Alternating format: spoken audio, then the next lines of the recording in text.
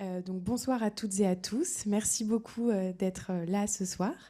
La BU de Paris 8 et le CITIS sont ravis d'accueillir ce soir cette table ronde Injustice climatique. Je te laisse présenter Carole, donc Carole Brunet, vice-présidente des DRSE de Paris 8. Merci beaucoup Mathilde et bonsoir à toutes et tous. Effectivement, on est ravis à l'Université Paris 8 d'accueillir cette table ronde et puis d'accueillir en effet le rapport de GetUp dans les collections de la bibliothèque universitaire. Donc merci à la BU pour l'organisation de cet événement. Si l'université a souhaité que ce rapport entre dans nos collections, c'est pas pour le symbole ou pour le principe, mais il me semble que ça rejoint un geste académique, bien sûr, mais également un geste politique. Alors académique parce que une bibliothèque, c'est pas seulement un endroit où on stocke des documents et des livres, mais c'est aussi une forme de reconnaissance des savoirs qu'elle va rendre consultables, citables, appropriables, diffusables par toute la communauté universitaire, les enseignants, les chercheurs, bien entendu les étudiants et puis aussi des acteurs du territoire. Et donc, intégrer le rapport Injustice climatique, c'est acter que la production de connaissances sur la crise écologique ne relève pas d'un monopole académique, mais qu'elle vient aussi des expériences, des enquêtes et des analyses qui sont portées notamment depuis les quartiers populaires, les Outre-mer, les Suds, et que là où s'articulent en fait de façon aiguë les inégalités sociales et environnementales. Donc, point académique sur cette reconnaissance des épistémologies pluralistes. Et puis, c'est aussi un geste politique, parce que parler du climat, ce n'est pas seulement parler des tonnes de CO2 que l'on va tenter d'économiser, mais c'est aussi parler de justice. Justice dans l'exposition aux risques et aux pollutions, justice dans l'accès aux ressources et aux protections, justice dans la capacité à peser dans les décisions, et justice dans la reconnaissance, qui est entendue, qui est considérée comme légitime pour définir le problème et pour poser des solutions. Donc, regardez où tombent les effets, qui est exposé, qui est protégé, qui est écouté, qui décide et qui supporte les coûts. Pour notre université, ancrée, je ne vais pas vous l'apprendre, en Seine-Saint-Denis, il y a là une responsabilité qui est particulière, celle de tenir ensemble les enjeux sociaux et climatiques et de ne jamais les découpler, que l'on parle d'atténuation, d'adaptation, de santé, de logement, de mobilité, d'accès à l'eau, d'accès à l'alimentation, d'accès aux droits. Et puis, il y a un autre point très important, c'est que ce rapport, il aide à lutter contre une forme d'invisibilisation. L'invisibilisation des vulnérabilités, bien sûr, mais aussi l'invisibilisation des pratiques écologiques déjà là, dans les quartiers populaires, et souvent non reconnues comme écologie parce qu'elles ne correspondent pas au récit dominant de l'écologie. Le point de départ donc, de notre rencontre ce soir, c'est ce rapport qui porte une thèse assez claire, mais que Inès détaillera. L'avenir de l'écologie ne peut pas se penser sans les quartiers populaires. Ce rapport s'appuie sur des récits, des analyses de plus de 1000 jeunes et met au centre une écologie vécue, située, qui relie les conditions de vie, la question des discriminations, la santé, le logement, les mobilités et la question de l'engagement. Alors GetUp, c'est une association fondée en Seine-Saint-Denis, localisée à Saint-Denis, en tout cas qui porte un dispositif spécifique à travers le SAS et qui travaille précisément sur ce croisement entre pouvoir d'agir, production de savoir, médias, plaidoyer et formation. Donc, ce qui est très précieux dans la table ronde que l'on va avoir ce soir, c'est qu'on va pouvoir articuler à partir du rapport 4 portes d'entrée complémentaires. Bien sûr, la présentation d'Inès Sediki au titre de GetUp, avec, j'imagine, une présentation des dimensions de la justice sociale que l'association travaille pour les jeunes des quartiers populaires, et peut-être pas que les jeunes d'ailleurs, même si c'est l'entrée première. Alors, il y a des programmes éducatifs, des programmes de leadership, un pôle recherche, un média, des productions audiovisuelles, le lieu ressources à Saint-Denis que j'évoquais. Et puis, à travers le rapport, hein, eh bien, il y a au centre des récits et des analyses les personnes qui sont concernées, qui portent ces récits et qui finalement nous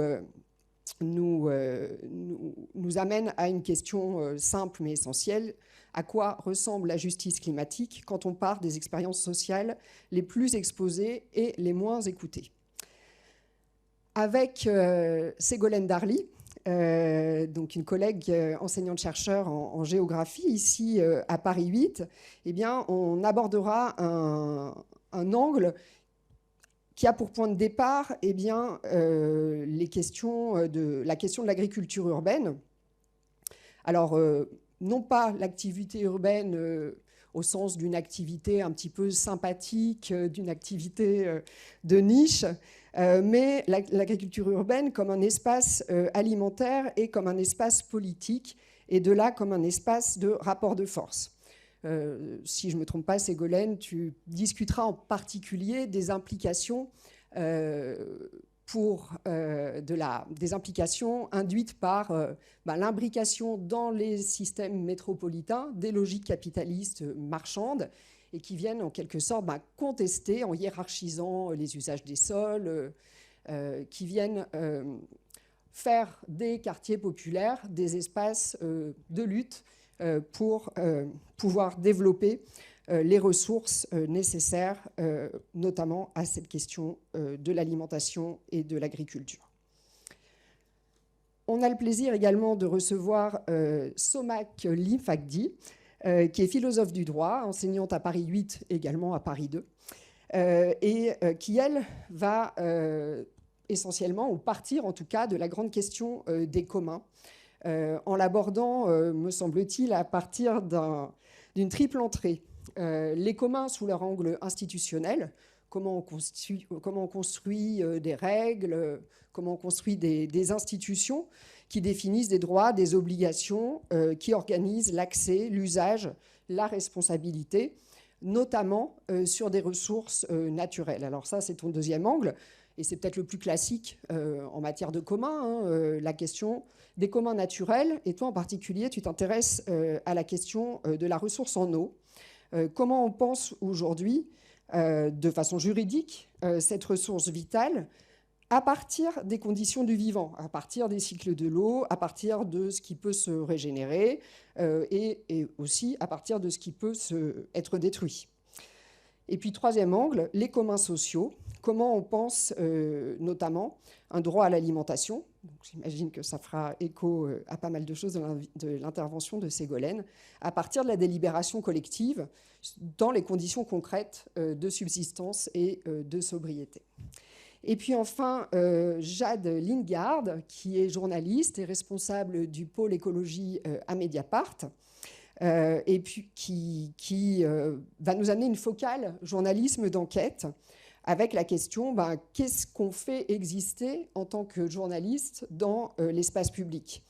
Jade Lingard insistera, je crois, sur la question de compter pour pouvoir nommer les choses. Alors avec des exemples très, très concrets qui peuvent être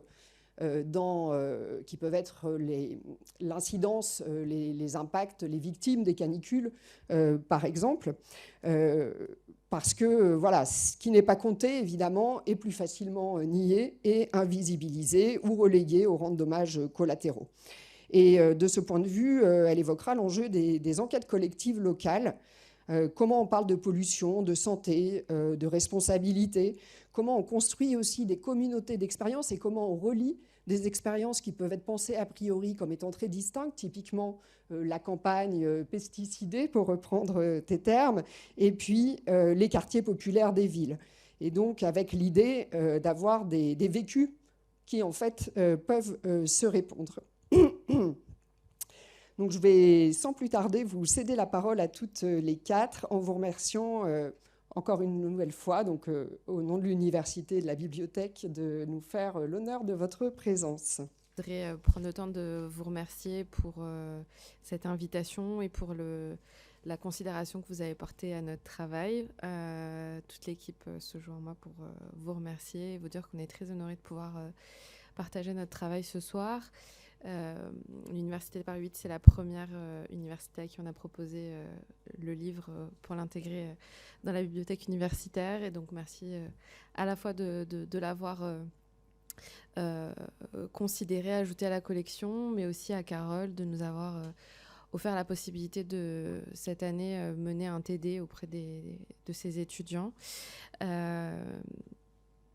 Peut-être pour commencer, situer un peu le travail de l'association.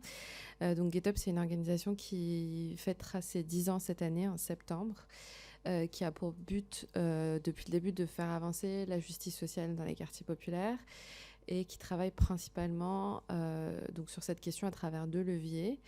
Le développement du pouvoir d'agir des jeunes, donc les aider à lever les freins structurels, les barrières qu'ils rencontrent sur leur parcours pour trouver leur place dans leur orientation, dans leur insertion professionnelle, etc., mais aussi dans leur engagement individuel et collectif. Et le deuxième levier qu'on a, c'est de travailler sur un changement structurel parce que on considère que le poids de la transformation de la société n'a pas à reposer que sur les épaules de jeunes de 15 à 25 ans qui essayent déjà de survivre et de trouver leur place dans la société. Et donc ce travail, il se fait autour des narrations à travers le pôle média. Donc on essaye de raconter des histoires, de personnifier certaines problématiques sociétales, aussi de se réapproprier des mots qui sont confisqués parfois dans le discours médiatique par des personnes qui les utilisent comme des armes contre les quartiers populaires. Je pense notamment au concept de république, par exemple. Donc on raconte notre république et on travaille aussi cette question structurelle à travers la recherche participative qu'on organise dans les quartiers populaires avec les jeunes, avec les acteurs associatifs. Et cette recherche, elle nous permet déjà de faire entendre des voix différentes. Donc si vous avez eu le rapport entre les mains ou si vous l'avez feuilleté sur Internet, vous avez pu voir qu'on insiste beaucoup sur le fait qu'on a consulté 1000 personnes à travers la France. Et puis vous pouvez voir aussi qu'il est très régulièrement ponctué de beaucoup de citations, d'analyses, parfois anonymisées, parfois quand les gens voulaient qu'il y ait leur nom, ils sont cités. Il y a un nombre considérable d'organisations, de structures, de villes qui sont mentionnées dans le rapport. Et donc ça en fait un outil de compréhension, mais aussi un outil de développement du pouvoir collectif aussi, parce que ce qu'on a, avant de rentrer peut-être dans le détail de la manière dont on l'a écrit et on l'a pensé, ce qu'on voulait faire quand on a lancé déjà ce pôle recherche chez Get Up, c'est qu'on a fait un peu la trajectoire que toutes les associations font quand elles veulent se lancer un peu dans le plaidoyer. On allait regarder ce qui existait comme chiffres sur Internet, dans les rapports, etc. On en a trouvé plein qui sont utiles, mais on n'en a aussi pas trouvé sur ce que nous, on vivait. Sur, par exemple, l'objectivation, je ne sais plus comment on dit, le fait d'objectiver le gap qui peut exister entre les quartiers populaires et le mouvement climat. Tout ça, c'est des chiffres, c'est un peu des intuitions et des évidences, des choses que tout le monde sait, mais il n'existait pas de chiffres pour pouvoir en parler. Donc ce rapport, c'est le fruit de 3 ans je vais essayer de parler un peu moins proche du micro. C'est le fruit de 3 ans de travail. Donc on a, avec à l'époque les moyens du bord, et puis après il y a des gens qui nous ont soutenus financièrement pour le faire, mais interviewé sur des entretiens qualitatifs et semi-directifs 150 jeunes à travers la France. Donc des entretiens qui ont duré entre 2 et 3 heures pour creuser avec eux comment le mot écologie résonnait, quelle définition ils mettaient dessus, qu'est-ce qu'ils percevaient comme injustice ou comme inégalité face à la question de l'écologie. Voilà, pour travailler ça avec eux. On a ensuite interviewé 50 experts. Donc pour nous, les experts, ce sont les associations de terrain qui ont une pensée, qui ont un vécu sur les questions d'écologie, mais aussi des philosophes, des chercheurs qui travaillent spécifiquement sur les quartiers populaires. Ce qu'on a aussi fait qui était important pour nous, pour légitimer notre travail, parce qu'on est, tu l'as très bien dit tout à l'heure Carole, on n'est pas un laboratoire de recherche, on est une association portée principalement par des jeunes issus de quartiers populaires, donc notre parole n'est pas toujours légitime, elle n'est pas toujours considérée comme étant une parole scientifique ou une parole audible. Donc on a fait les fonds de tiroir et on est parti faire une enquête Ipsos pour rajouter un degré de légitimation à notre travail. Donc c'est une enquête qu'on a fait auprès de 1000 jeunes à travers la France. Il faut savoir que la catégorie quartier populaire, elle n'existait pas à Ipsos. Donc, on nous a proposé de faire les villes les plus pauvres de France. On nous a proposé de faire... Donc, on a dû la créer avec eux. On a dû croiser des éléments de genre, des éléments d'origine sociale, d'origine géographique, des éléments aussi de l'ordre de l'ethnie, pour reconstituer ce que ça voulait dire un quartier populaire. Ça nous a beaucoup marqué parce qu'on a beaucoup de... Il y a beaucoup de discours médiatiques autour des quartiers populaires, beaucoup de chiffres qu'on nous sort de temps en temps, mais cette catégorie n'existait pas, donc on l'a créée avec eux. Et ce qu'on a essayé de faire principalement, c'est déjà de faire en sorte que ce rapport, ce soit un outil d'émancipation collective. C'était important pour nous parce que la sociologie, la recherche, etc., elle est souvent vécue comme une violence, dans ces territoires-là. C'est soit des gens qui viennent dire des choses de vous, soit des gens qui viennent vous décortiquer, qui écrivent ensuite des analyses que vous ne lirez jamais et qui permettent à des gens de travailler sur vous, de réfléchir sur vous, sans jamais vous impliquer. Donc la restitution de ce travail, elle a été très importante pour nous, la rediffusion dans les écoles, dans les associations, le geste symbolique d'imprimer ce rapport et de le donner physiquement aux personnes qui ont contribué à travers leurs témoignages, à travers leurs réflexions, c'était très important. La deuxième chose qu'on a essayé de faire, qui pour nous est très importante, c'est qu'on a essayé de justement créer un terme qui convient le mieux à une écologie qu'on a située, nous, par exemple, principalement. En fait, quand on s'est lancé, on s'est dit, ça ressemble à quoi l'écologie à la cité Gabriel Péri à Saint-Denis, à côté de notre local? Ça veut dire quoi l'écologie dans ce quartier-là? Et donc, à travers ces entretiens, c'est là que, par exemple, le terme, la notion d'injustice climatique est sortie, parce que quand on questionnait les jeunes sur l'écologie, d'ailleurs les mamans aussi sur l'écologie, c'était un mot qui ne leur parlait pas, dans lequel ils ne se projetaient pas. Et à un moment, lors d'un entretien, un jeune nous a dit, moi, même ton histoire de justice climatique, je ne comprends pas ce que ça veut dire. Par contre, l'injustice climatique, ça, je comprends. Au quotidien, je vois ce que c'est. Je vois ce que c'est le désert médical qui empêche mon petit frère d'avoir des soins ou de détecter son asthme assez tôt alors qu'on est surexposé. Je vois ce que c'est de ne pas avoir accès à une alimentation saine. Je vois ce que c'est de vivre dans un logement insalubre, de développer des maladies à cause des moisissures qui sont liées aux variations extrêmes de température dans des logements mal isolés. Tout ça, je comprends. Et c'est là qu'on a posé ce terme qui, je pense, permet à plus de gens de s'approprier toutes ces réalités-là. On a aussi essayé de casser ce qui nous semblait être un des éléments qui crée cette distance, c'est le discours extrêmement technocratique avec les pourcentages de degrés de CO2, d'émissions, les 1%, les choses comme ça, des choses extrêmement éloignées du quotidien des habitants. On a raconté du coup beaucoup de récits, beaucoup de témoignages, beaucoup de réalités que recouvre cette question de l'injustice climatique au quotidien dans les quartiers populaires. C'est des questions, comme on l'a dit, de santé, c'est des questions de dignité, c'est des questions de pouvoir d'achat, c'est des questions aussi de reconnaissance des savoirs et des héritages. On a beaucoup travaillé sur la transmission de pratiques écologiques qui sont transmises comme ça par l'immigration, par le fait d'avoir des pratiques de recyclage de vêtements, de recyclage d'outils électroniques qui sont envoyés. Et du coup, concrètement, ce qui ressort de ce rapport, mais on aura l'occasion d'en échanger par la suite, c'est plusieurs choses. Déjà, le chiffre de 70% des jeunes de quartier qui ne se reconnaissent pas dans le mouvement climat, qui fait toujours mouche quand on fait des interventions chez Greenpeace, chez Oxfam, chez tous les gros qui travaillent sur ces sujets-là. Le fait de mettre un chiffre, ça empêche de nier, On est obligé, 70 c'est énorme quand même. On a aussi travaillé sur un autre chiffre qui est que 51% des jeunes interrogés, pour eux, le climat est une source de préoccupation. Ça, c'est aussi un chiffre qui montre que ce n'est pas un désintérêt, il y a une vraie prise de conscience de ces sujets-là, même s'il a fallu souvent faire ce travail de rattacher, par exemple, le logement insalubre à la question de l'écologie. Mais une fois que c'est fait, les jeunes s'approprient du coup ce terrain, ce champ de lutte.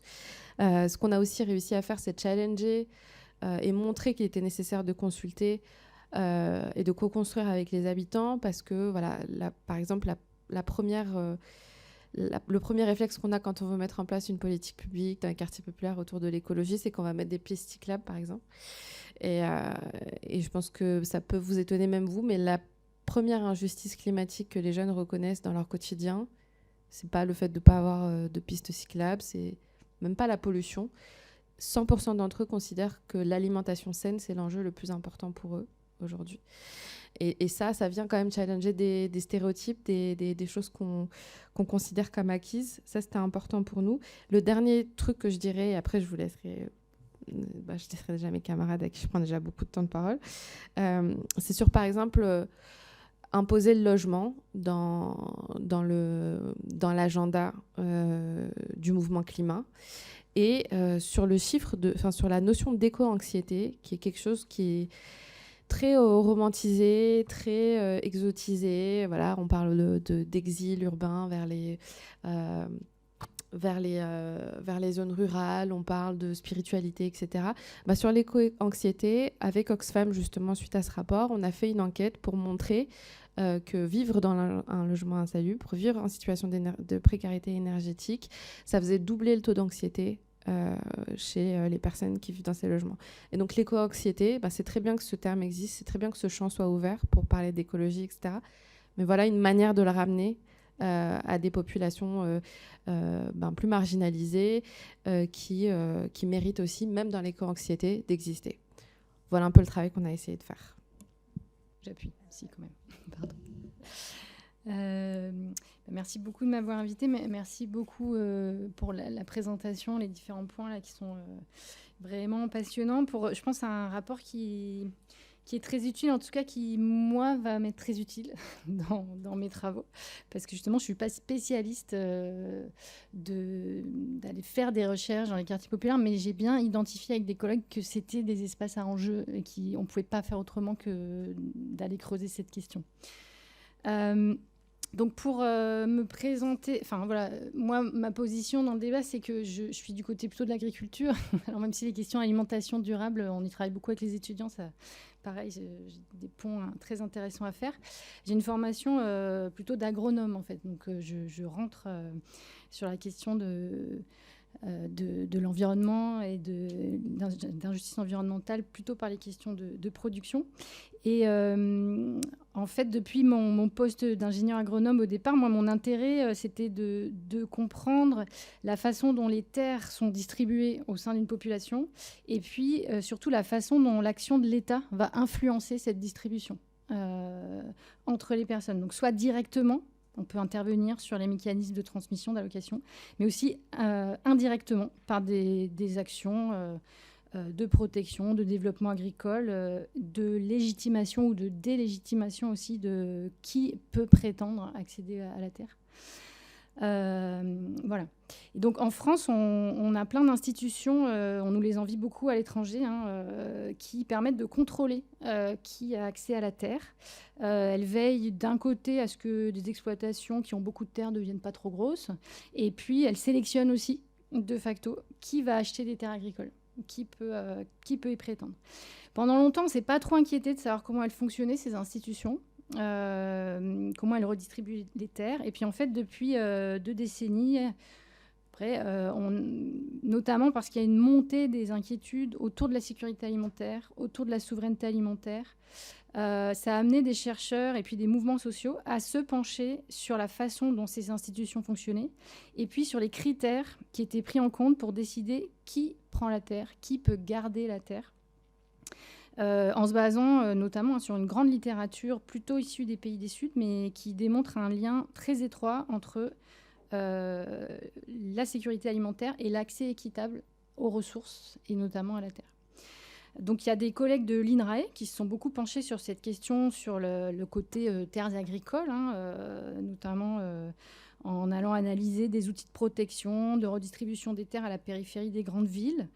Et c'est là où je viens à notre sujet, en essayant de réfléchir à la façon dont les enjeux de justice et de justice sociale étaient pris en compte ou pas par ces institutions et ces organisations de redistribution des terres. Au-delà des critères classiques de est-ce qu'on sait cultiver une terre ou pas, est-ce qu'on prenait d'autres critères en jeu. Et alors, pendant que ces collègues-là réfléchissaient à ces questions plus sur le périurbain, qui était aussi, moi aussi un peu mon terrain de jeu pendant ma thèse, il s'est passé quelque chose, c'est que j'ai eu un poste ici, à Paris 8, donc à Saint-Denis. J'y habitais déjà, mais voilà, ça m'a aussi amené à vraiment regarder ce qui se passait autour, à m'interroger sur la distribution des terres, alors plus trop dans le périurbain, mais vraiment en ville. Et puis autour de moi, c'est-à-dire dans un quartier populaire, que je n'appelais pas forcément comme ça à l'époque depuis mon terrain d'agronome. Et donc, en faisant de la littérature sur tout ça, je suis arrivée sur l'agriculture urbaine, comme le précisait Carole. Et donc, on a travaillé là-dessus avec une collègue américaine qui s'appelle Christine Reynolds et qui a beaucoup travaillé sur les liens entre justice sociale et agriculture urbaine aux États-Unis.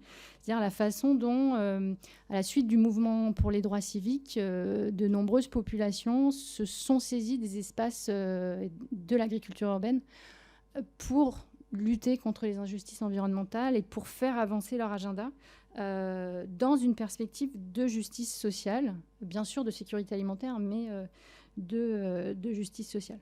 Donc ça amène à travailler sur la question de la distribution des terres cultivées en ville. Donc ce n'est pas forcément des terres cultivées par des agriculteurs, mais c'est des terres où on sait qu'elles sont très souvent cultivées avec des objectifs de sécurité alimentaire. Par des cultivateurs urbains. Alors je dis cultivateurs, en fait ce sont des urbains. On va plutôt les appeler jardiniers en France. Alors on dit maintenant agriculture urbaine, mais en fait on a appelé ça la ceinture maraîchère pendant un moment, et puis les jardins, tout simplement, avant d'appeler ça agriculture urbaine. Donc avec Christine, on a travaillé à l'échelle de toute l'agglomération parisienne, pour ne pas rester juste à l'échelle intramuros. Et comme géographe, on a travaillé sur le paysage de l'agriculture urbaine. Donc reconstituer ce paysage et la façon dont il évolue. Donc ce que je pense qu'on peut rappeler comme point de départ de cette réflexion, et ce que souvent le narratif autour de l'agriculture urbaine a tendance à gommer, c'est que, en fait, encore aujourd'hui, l'agriculture urbaine, c'est très lié à des questions de sécurité alimentaire. Quand il y a eu un dénombrement sur toute l'Île-de-France, il y a eu un dénombrement de tous les jardins collectifs. Donc, il y a à peu près 1300 jardins collectifs. La moitié, ce sont des jardins familiaux. Mais en fait, c'est 80% des terres, parce qu'ils sont beaucoup plus grands. Et ces jardins, en fait, ils ont pour vocation première, les jardiniers s'organisent pour ça, de subvenir aux besoins du foyer, aux besoins alimentaires du foyer, à l'exclusion de tout usage commercial. Et on s'assure que c'est cultivé pour produire de quoi se nourrir. Donc, c'est pas... Et ça, 1300... Alors, la moitié, à peu près 600, 700, sont des jardins familiaux. À l'intérieur, il y a encore plus de jardiniers. Donc, en fait, c'est beaucoup, beaucoup plus que le nombre de maraîchers et voire que le nombre d'entreprises d'agriculture urbaine dont on va parler juste après. Alors, en miroir, je découvrais aussi aux États-Unis, il y a aussi beaucoup de jardins, de fermes communautaires dans le paysage urbain. Et alors, ce qui est intéressant aux États-Unis sur cette question de la sécurité alimentaire, c'est qu'elles sont vraiment reconnues comme des acteurs de l'aide alimentaire. Il y avait une photo que je ne peux pas vous montrer, mais d'une ferme communautaire qui est installée sur des terres qui appartiennent à la Banque alimentaire de l'Oregon, qui donc donne des terres pour une ferme communautaire qui est couplé à la banque alimentaire. Et donc, c'est vraiment des acteurs qui sont intégrés dans le système de l'aide alimentaire, ce qui ne va pas être le cas en France pour l'instant. Donc voilà, ça, on était parti de ce portrait qui est assez connu en fait. Ce n'est pas forcément nous qui l'avons fait, mais on est parti de là et on a plutôt observé ce qui se passait à côté, et notamment sur la dernière décennie, qui était l'arrivée de nouveaux acteurs dans le paysage de l'agriculture urbaine, et en particulier des acteurs et des entreprises à but lucratif.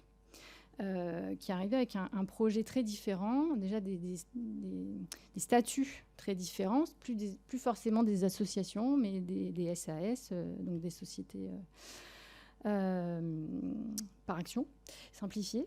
Voilà, tout le registre un peu des statuts d'entreprise. Et puis on a essayé d'en faire un peu l'inventaire pour savoir combien elles étaient, si ça prenait de l'ampleur, et surtout où elles étaient localisées, puisque en tant que géographe, on localise tout. Alors, ce qu'on a recensé, alors ça, c'est souvent l'image qu'on a de l'agriculture urbaine, parce que c'est souvent celle qu'on va diffuser. C'est des fermes high-tech qui vont être installées par des start-up, des entreprises plutôt commerciales. Mais il y a aussi des entreprises commerciales qui sont plutôt sur des modèles plutôt low-tech, sur des toits, mais sans forcément beaucoup de technologie, mais qui sont quand même dans une dynamique à but lucratif. Il y a aussi des situations un peu mixtes entre des formes associatives et des formes à but lucratif, où on va avoir une activité non lucrative, mais aussi vendre des services pour équilibrer les comptes, parce qu'il faut faire vivre la structure. Et donc, très rapidement, c'est un secteur qui est en pleine explosion. En 2018, on avait compté 22 organisations sur à peu près une trentaine de sites. Et là, sur les derniers recensements, on a 150 organisations sur 185 sites. Et quand on les cartographie, pour aller très vite et retomber sur nos pattes, on les trouve un peu partout, mais aussi notamment dans les quartiers populaires, parce que c'est là qu'il y a du foncier pas trop cher. Et c'est aussi là qu'elles gagnent la concurrence à l'espace, puisque la concurrence à l'espace et aux ressources est organisée en partie par les municipalités. Il y a l'appel à projet de la ville de Paris qui déborde un peu sur les communes de Petite Couronne. Il y a les municipalités aussi de Petite Couronne qui vont faire des appels à projet. Et en fait, les outils conventions précaires, appel à projet, ce sont des outils de mise en concurrence des acteurs. Et en fait, dans cette mise en concurrence, il y a des gagnants, il y a des perdants. On sait très bien qu'il faut tout un tas de capitaux symboliques, de capitaux culturels, de compétences pour pouvoir répondre à ces appels à projets, les gagner et ensuite pouvoir justifier de rester. Donc on est passé dans une gestion de l'accès aux ressources qui était avant pour les jardins familiaux plutôt une gestion par décret national qui permettait plutôt de les protéger de la pression. Et on passe à une gouvernance par projet qui a déjà été décrite avec convention précaire, appel à projet, ce qu'on appelle des procédures qui vont engendrer une gestion sélective des illégalismes, c'est-à-dire qu'on choisit qui a le droit d'être là de façon plus ou moins informelle. Et on organise un peu la compétition entre les acteurs. Et pour conclure, ce qu'on concluait à l'époque avec Christine et sur lequel il faut qu'on continue à travailler, c'est que ça ne veut pas forcément dire qu'on est dans ces situations injustes, mais par contre que ça mérite d'aller voir effectivement comment cette compétition est organisée et si les cadres de la justice sociale sont inclus dans les critères d'attribution, puisqu'on a de fortes hypothèses sur le fait que c'est pas évident, vu la façon dont sont organisés les mécanismes d'allocation des ressources. Voilà, je m'arrête là, parce que je reprendrai après. Merci.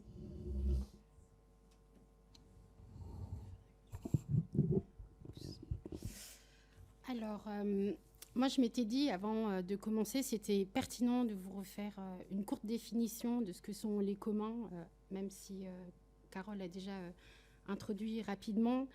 C'est que dans le langage courant, ce qu'on appelle le bien commun, eh bien, c'est toutes ces règles formelles et informelles qui nous permettent de vivre en bonne entente ensemble Et les biens communs, c'est ce à quoi nous devrions toutes et tous avoir accès, en fait, pour pouvoir répondre à une vie digne.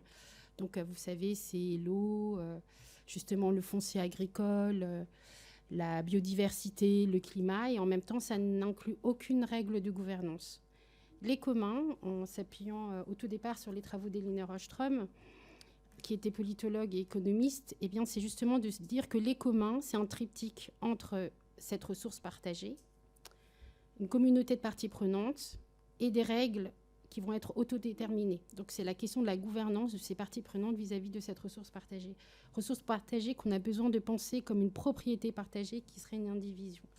Donc ça, c'est un petit peu pour formaliser les communs. Moi, j'avais également envie d'étendre cette notion, et c'est en partie le contenu de mes travaux, pour comprendre que ce qui va permettre les communs, ou ce qu'on appelle une approche par les communs, eh bien, c'est aussi de pouvoir construire ensemble la connaissance, c'est-à-dire de pouvoir collecter des données qu'on va au mieux objectiver et qu'il y ait une histoire du groupe social, et donc d'inclure une dimension que je vais qualifier de sociale historique par rapport aux communs. Ensuite, sur les enjeux de renouvelabilité de la ressource en eau, moi je parle très peu de cycle de l'eau, même si évidemment il s'agit de cette question.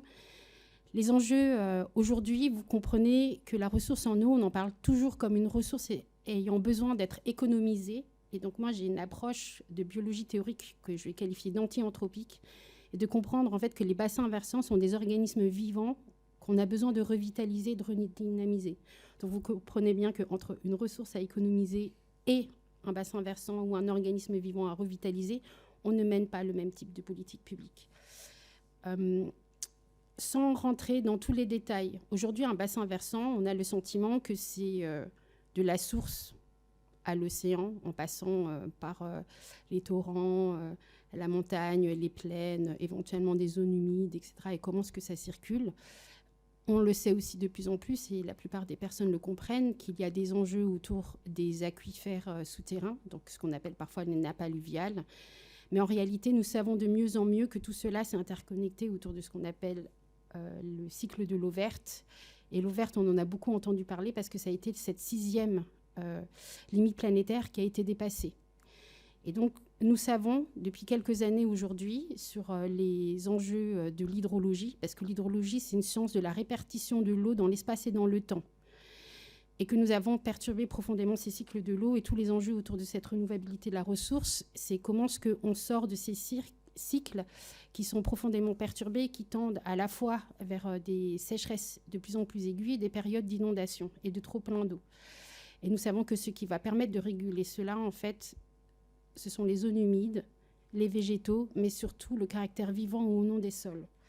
Je ne vais pas rentrer trop avant dans les détails, mais pourtant, il faut bien comprendre que ça s'inclut dans un mécanisme qui est encore plus vaste qu'au niveau de l'échelle du bassin versant, puisque l'essentiel de ce qu'on appelle, ce que je vais qualifier de l'eau bleue et donc de l'eau courante, eh bien, c'est stocké dans les neiges éternelles, donc dans les pôles, mais aussi dans les glaciers. Et pour le dire un petit peu vite, c'est énorme, en fait, cette partie-là. C'est à peu près 80% de l'eau. Et nous savons que ces banques, ce compte épargne de l'eau, en fait, est en train de fondre, et que c'est en train d'accélérer, en fait, la perturbation des cycles, non pas seulement des cycles de l'eau, mais également les cycles climatiques. Et en plus, nous ne bénéficions plus de l'effet albédo. Vous savez, c'est la capacité de la Terre à renvoyer les rayons du soleil pas trop d'absorber. Et vous comprenez bien que l'Arctique ou l'Antarctique tout blanc, c'est pas la même chose qu'une terre brune ou un océan bleu marine en termes de stockage de la chaleur. Ça, c'est le premier effet. Et le deuxième, c'est que tout ce qu'on appelle les pergélisols, en fait, que vous avez dans les hautes montagnes, eh bien, est en train de fondre, et qu'en plus, c'est de la matière organique, et que ça vient accélérer le phénomène. Et donc, il y a un phénomène exponentiel, en fait, sur le réchauffement. Je pense m'arrêter là sur les enjeux de renouvelabilité de la ressource en eau, et de vous dire que, parce que Ségolène en a parlé, nous savons que nos systèmes complexes sont très fragiles, et que l'une des clés de voûte, en fait, de ce système, eh bien, ce sont les systèmes alimentaires. Les systèmes alimentaires, donc c'est production, transformation, distribution, lieu de consommation et idéalement prévention et gestion des déchets. Et en fait, ces systèmes alimentaires, aujourd'hui, à plus de 75, voire 80%, ils sont générateurs, en fait, de ces perturbations. C'est-à-dire que le problème climatique n'est pas un risque qui viendrait de l'extérieur des systèmes alimentaires. Ce sont les systèmes alimentaires qui, de manière structurelle, créent de manière endogène, en fait, les risques que nous confrontons. Ça peut paraître assez terrible, mais en fait, c'est une bonne nouvelle. Ça veut dire que depuis nos systèmes alimentaires, en fait, nous pouvons créer la résilience de nos territoires. La résilience, elle est à penser à 3 niveaux. Carole en parlait tout à l'heure des enjeux d'atténuation et d'adaptation. Il y a un 3e niveau de résilience, c'est celui de la transformation. Nous sommes aujourd'hui en capacité de transformer nos systèmes alimentaires pour qu'ils répondent à la résilience alimentaire territoriale. Nous disposons de tous les savoirs techniques, scientifiques, de pratiques agronomes pour ce faire. Et nous disposons a priori, selon les études de la FAO, donc l'Organisation mondiale autour de l'agriculture et de l'alimentation onusienne, suffisamment de ressources. Nous savons aujourd'hui, alors que nous sommes à peu près à 8-9 milliards d'êtres humains, que nous sommes en capacité de nourrir 12 milliards d'êtres humains, parce que c'est déjà ce qui est provoqué, ce qui est fait aujourd'hui. Et cette surproduction, en fait, vient générer l'aide alimentaire. Je ne rentre pas dans les détails, j'en parlerai un tout petit peu plus loin.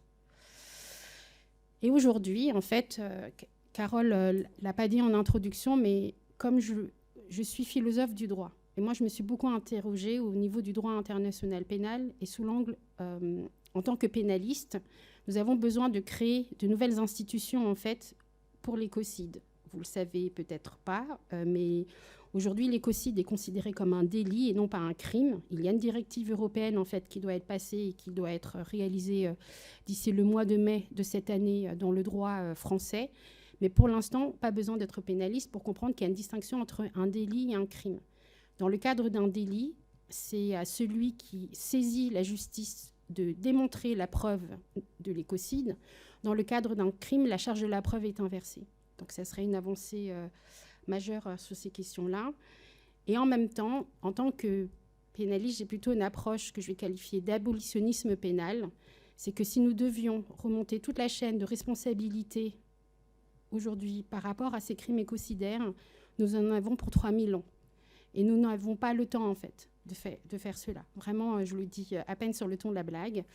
Nous avons besoin de penser d'autres instances qui nous permettent, en fait, de créer des outils de justice restaurative, un petit peu comme ce qui a pu se faire à la fin de l'apartheid en Afrique du Sud, pour réhabiliter, en fait, ces entreprises et que leurs fonds soient réorientés pour répondre à ces enjeux de résilience territoriale. Je vais poursuivre avec un point qui, pour moi, est important, qui est celui de penser d'autres formes d'épistémologie par rapport à comment est-ce que nous pouvons penser toutes ces approches-là. Et c'est important, ce rapport de Get Up. C'est aussi la place des personnes concernées, en fait, aujourd'hui par les phénomènes de précarité alimentaire. Et c'est le dernier point, en fait, sur lequel j'aimerais aller, c'est la question du droit à l'alimentation. Le droit à l'alimentation, en fait, tel que défini par l'ONU, c'est de pouvoir disposer de manière régulière, permanente, libre de l'alimentation, soit de manière directe par de l'autoproduction, comme on a parlé Ségolène, mais aussi avec des achats monétaires.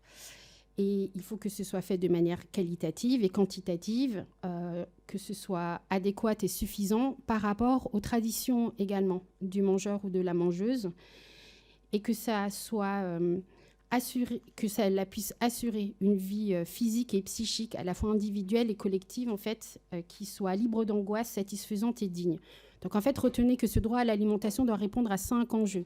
Celui de la disponibilité, de l'accessibilité, de l'adéquation par rapport au droit alimentaire, à la soutenabilité des systèmes alimentaires et à l'agentivité. Et c'est là-dessus que je vais terminer. Un des grands enjeux aujourd'hui, et que ce soit Ségolène ou Inès, on l'a un peu abordé, ce sont les enjeux de démocratie alimentaire aujourd'hui. Et comment organiser cette démocratie alimentaire ? Eh bien, ça serait justement de penser les systèmes alimentaires comme un commun, de les gouverner comme un commun, et de parier sur l'intelligence collective pour que les acteurs d'un territoire, en tant que mangeurs, soient en capacité, en fait, de répondre à ces enjeux.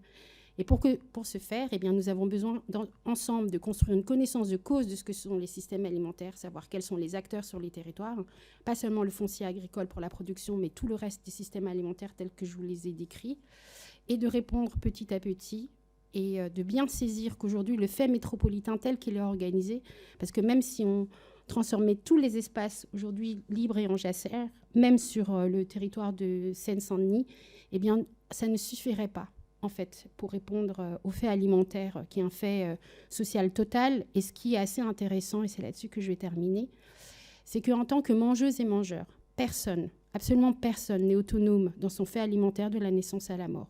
C'est une condition, en fait, qui nous met profondément à égalité. Le plus démuni d'entre nous, comme le plus nanti, ne mange pas 1 million de fois plus ou 1 million de fois moins l'un par rapport à l'autre, ni en termes de quantité, ni en termes de qualité de l'alimentation. Et vu l'intrication, comme je vous le disais, que les systèmes alimentaires aujourd'hui sont générateurs des perturbations, des chocs et des aléas climatiques, ils peuvent aussi être un levier absolument formidable pour répondre à ces enjeux. Bonsoir. Merci beaucoup de m'avoir invitée. On a combien de temps ? Enfin, j'ai combien de temps ? 10 minutes. Ok. C'est juste pour bien... Mais en fait, il y a déjà plein de choses hyper intéressantes qui ont été dites. Je mets juste ma montre pour pas dépasser le temps et qu'on puisse discuter. Pour moi, en fait, ma position est légèrement décalée par rapport à mes camarades de tribune, puisque je suis journaliste à Mediapart sur l'écologie. J'habite le 93 depuis une vingtaine d'années et il se trouve qu'à titre personnel, je me suis impliquée fortement dans des mouvements en fait, de défense de terres nourricières. Et c'est à ce double titre que j'avais envie de partager juste quelques pistes de réflexion avec vous sur cette notion d'injustice climatique. Parce que finalement, me souvenant de la manière dont le débat était cadré, enfin le non-débat, du coup, n'était pas cadré il y a une dizaine d'années. Par exemple, au moment de la COP21, la conférence sur le climat en 2015, où la notion même d'injustice climatique, d'inégalité, la notion d'inégalité environnementale était très peu posée dans l'espace public français, alors que depuis des décennies, en fait, il était discuté et défendu aux États-Unis. En venant ici, je repensais à cette période-là et je me disais que d'une certaine manière, sur ces enjeux d'injustice climatique, que vous avez très bien posés toutes les trois, on est passé d'un moment de déni et d'indifférence à un moment aujourd'hui de backlash, qui est très fort, et que c'est dans ce contexte politique-là qu'on a aujourd'hui ces discussions et qu'il nous faut trouver, en tant que personnes concernées par ces sujets, et je pense qu'on partage le fait de vouloir contribuer avec nos modestes moyens à un petit peu... en tout cas donner des pistes pour améliorer la situation. Et donc c'est dans ce contexte-là politique dans lequel on s'inscrit aujourd'hui et qui quand même, moi je trouve, change pas mal les choses en termes de comment on nomme ces injustices climatiques pour les faire exister et surtout se sortir du piège créé par la droite et l'extrême droite depuis plusieurs années, qui consiste à enfermer tout ce qui est en lien avec l'écologie en quelque chose de bourgeois, de bobo, de déconnecter des réalités sociales.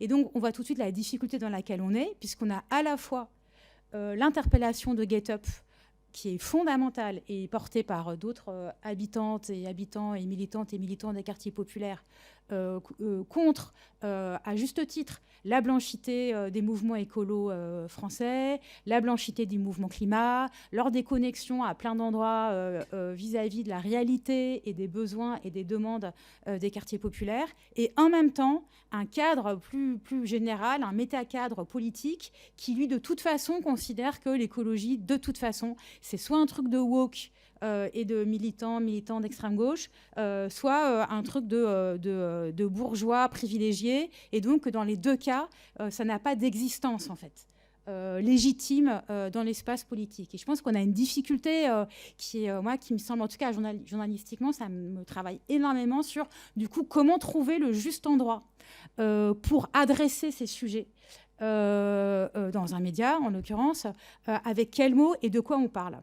Et c'est ça qui m'a conduit à dire que j'avais envie de parler de la question de compter les morts et les mortes.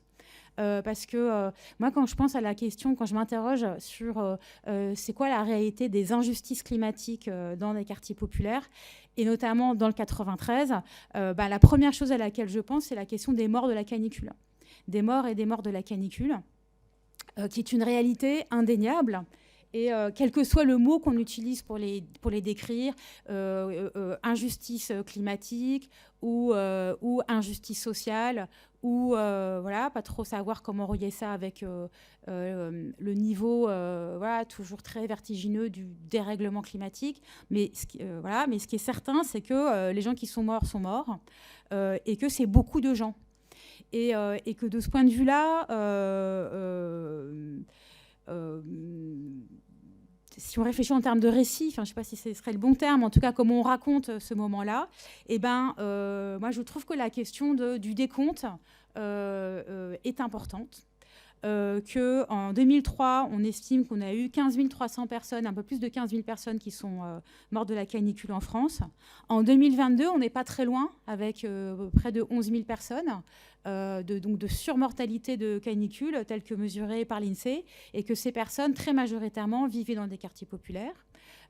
Et beaucoup en Seine-Saint-Denis, qui avait été le département le plus impacté en 2003 par la surmortalité de la canicule, qui était liée à des raisons profondément sociales, mauvaises conditions de santé de ces personnes, mauvais suivi médical, isolement, exposition à des lieux de vie très chauds, donc des questions qui sont des questions d'inégalité très classiques.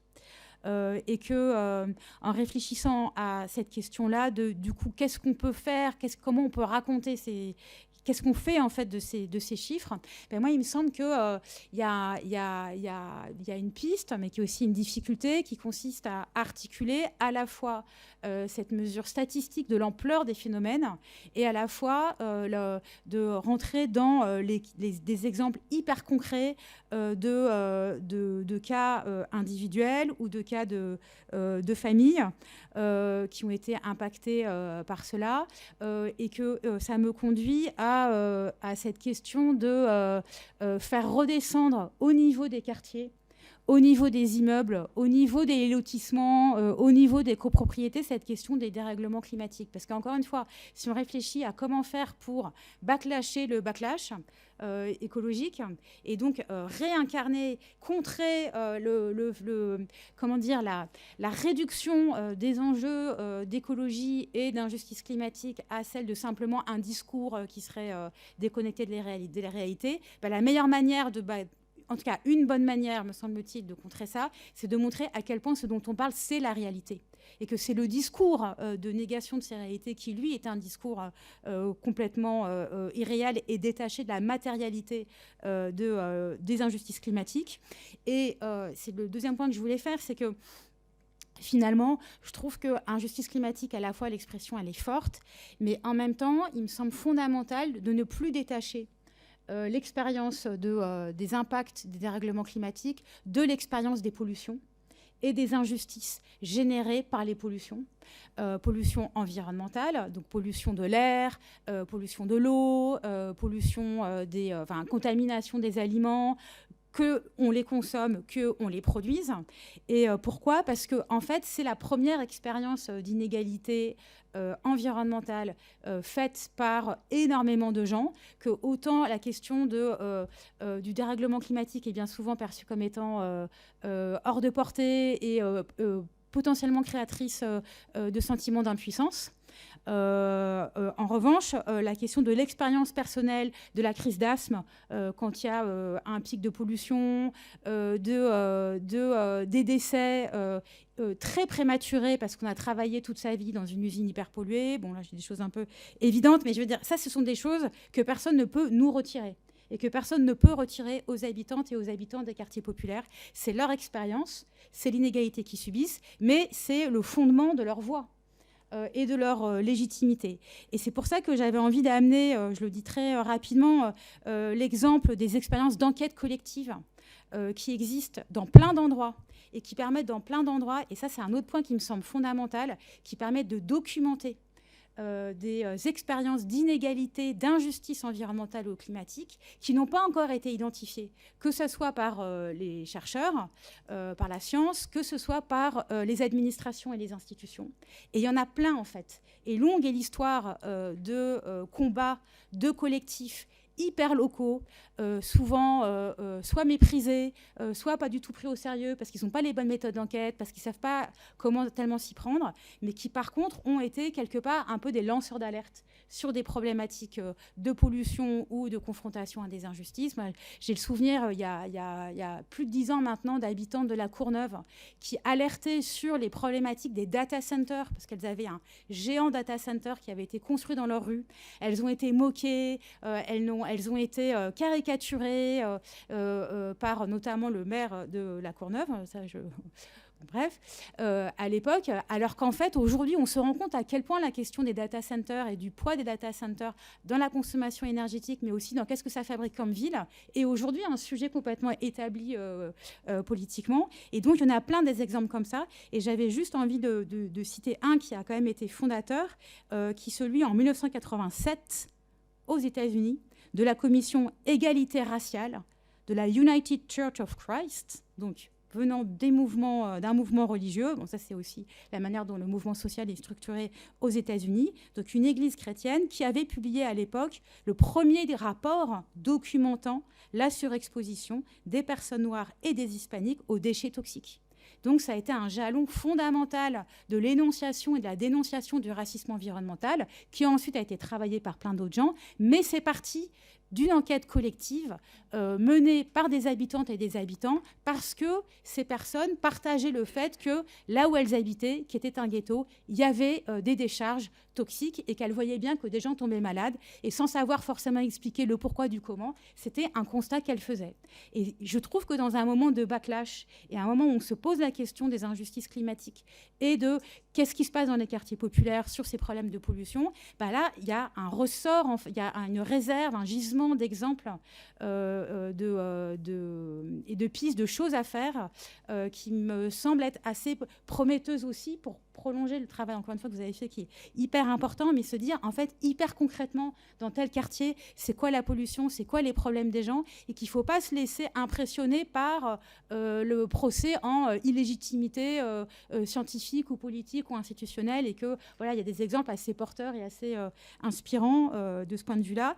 Et pour terminer, pour ensuite amener sur la discussion. Moi, je trouve que l'autre contexte dans lequel on a cette discussion ce soir, c'est celui de tout ce qui s'est passé autour de la proposition de loi Duplon l'année dernière, qui visait, vous vous souvenez, à différentes choses, mais notamment à réintroduire l'utilisation de pesticides interdits du fait de leur toxicité, néonicotinoïdes et notamment l'acétamipride, et qui, en fait, a provoqué une sorte de levée de bouclier collectif, social, quand même très impressionnant, avec cette pétition contre la loi Duplon qui a été signée par plus de 2 millions de personnes. Donc, 2 millions de personnes, c'est-à-dire c'est beaucoup plus large, en fait, que le nombre de personnes qui peuvent se dire écolo à un moment ou à un autre.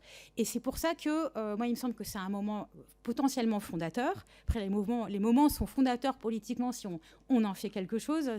C'est bien connu dans l'histoire des mobilisations sociales. Mais qu'en tout cas, ça peut être un moment fondateur et qu'il y a quelque chose, moi, qui me fait penser à une sorte de MeToo de l'écologie, dans le sens où le cadrage, en fait, change. Le cadrage de la problématique change, il y a un avant et un après. Et pour moi, un des après de la mobilisation contre la loi Duplon, c'est de considérer que finalement, peu importe que ça soit une question d'écologie ou pas, que ça soit une question environnementale ou d'inégalité climatique ou environnementale ou pas, par contre, ce qui est certain, c'est que c'est une alerte sur la santé. Et que bien des personnes ont senti une menace et sentent une menace sur leur santé. Et tout ce qu'on voit ces derniers mois d'alerte, tous ces scandales en fait, qui sortent aujourd'hui, qui existent depuis des années, mais qui aujourd'hui arrivent à percer dans l'espace public, que ce soit la question des PFAS, des pollutions aux PFAS. Et vous avez peut-être vu l'action collective lancée par 200 riveraines et riverains en Isère, des usines Arkema et Daikin, contre la pollution de leur eau au PFAS, sur l'hexane, il y a 1000 exemples. Donc on voit aujourd'hui qu'on vit à un moment comme ça qui est hyper important, qui pose la question de la santé. Et pour terminer, ça m'amène à juste vous citer l'exemple de ce que me disait, pas plus tard qu'hier, Fleur Breteau, donc la porte-parole du collectif Cancer Colère. Donc si vous vous souvenez, Fleur Breteau, c'est cette militante qui, à l'Assemblée nationale l'année dernière, avait interpellé les députés qui venaient de voter la loi du plomb en leur disant « Vous êtes responsable du cancer et on le fera savoir ». Qui est un moment très actepien d'interpellation directe d'un personnel politique en train de commettre quelque chose que Cancer Colère considère, et à juste titre, comme étant potentiellement cause de maladie, de pathologie, voire de décès, en tout cas de mort. Et donc, quel est le lien avec ce que je disais précédemment ? C'est que, en fait, ce que ça permet... Ce que travaille aujourd'hui Cancer Colère, mais d'autres collectifs, c'est la question de, quelque part, la condition de personnes intoxiquées. Et que de ce point de vue-là, il y a une forme de communauté d'expérience qui peut exister entre vivre dans un quartier populaire et avoir scoltiné un air hyper pollué. Et de ce point de vue-là, ce qui s'est passé avec les aménagements des Jeux Olympiques, et je pense notamment à la question du carrefour Pleyel à Saint-Denis, et de l'école Anatole France, qui s'est retrouvée avec un échangeur autoroutier collé à son école, alors que c'est une aberration sanitaire, et que jamais dans un quartier bourgeois de Paris, ça n'aurait eu lieu, était quand même un sacré rappel de la lourdeur de et la permanence, en tout cas la continuité de ces inégalités. Mais donc communauté d'expérience, et je termine là-dessus, entre la personne vivant dans un quartier populaire, devant respirer cet air pollué, n'ayant pas accès à une alimentation saine, et la communauté d'expérience avec la personne vivant en ruralité, à côté de vignobles, dont on sait que c'est une forme d'agriculture particulièrement utilisatrice de pesticides, ou scolarisant ses enfants à côté de champs sur lesquels des épandages ont lieu, qui sont aujourd'hui interdits par la loi, mais qui ont eu lieu pendant des années, et que si on le regarde par la question de la communauté de cette expérience-là, de l'expérience corporelle, de l'exposition de sujets de la toxicité, d'une certaine façon, ça abolit en partie la distance qui, à d'autres endroits, peut paraître gigantesque et insurmontable entre habitants des quartiers populaires et habitants de ruralité. Et je trouve que là, politiquement, il y a quelque chose qui est intéressant à travailler. Et c'est ce que disait Fleur Breteau dans l'interview qu'on a fait hier, c'était pour Mediapart, mais peu importe, en disant qu'à Cancer Colère, ils essayent de travailler ce truc-là. Et là, je trouve que ça permet de, peut-être, en tout cas, c'est une piste pour concilier à la fois la territorialité, donc l'importance d'être ancré dans une ville, dans un territoire, dans un quartier, parce que, encore une fois, c'est là que se passe l'injustice, c'est vraiment à cet endroit-là hyper situé et hyper local, tout en se sortant quelque part du piège de « Ah, c'est juste une histoire de quartier populaire » ou « Encore un problème de pauvres de quartier populaire ». En fait, non, la communauté des gens concernés, elle est plus large, mais on peut, il me semble, en tout cas, essayer d'élargir à la fois l'espace, en fait, le spectre géographique des personnes concernées, tout en maintenant la particularité et la spécificité, et en respectant de ce point de vue-là la dignité des personnes concernées. Et peut-être que ça, c'est des trucs à travailler en 2026. Merci. Il marche. Ok. Merci beaucoup à vous quatre pour vos interventions. Donc, la séance est captée, mais il n'y a pas de captation du public. Donc, lâchez-vous sur les questions.